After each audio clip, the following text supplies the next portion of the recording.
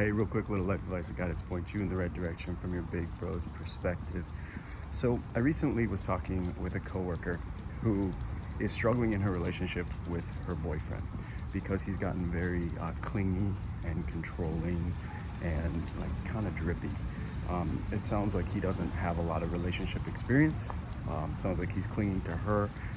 She admitted it feels like very codependent. And so she doesn't want to hurt his feelings, but she also feels trapped inside the relationship. And he's very jealous or questioning, almost like he's never had a healthy relationship. So there's probably some trust there that hasn't been built into his daily life and his structure.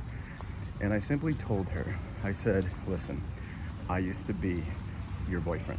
I used to act like him in relationships. I was very clingy, very drippy, not established as a man. And what I mean by that, a man in his core center who can make decisions, know who he is, but not have to control others, not get super jealous. No, I think there's a certain amount of healthy curiosity, protection.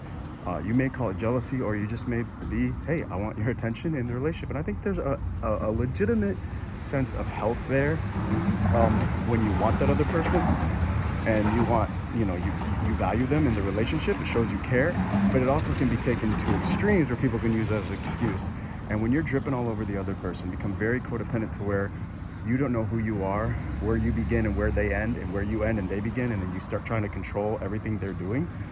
You have to be strong enough in your center, especially as a man or a woman, to walk away or to set a boundary. Say, listen, this is me, we're together, but I'm not gonna let you control me, okay? And if that person isn't gonna get in line with what you value as well, and they're gonna do that, then you need to walk away and call it a day. So be willing to do that, evaluate that today. As always, your love's your door, you're perfectly okay.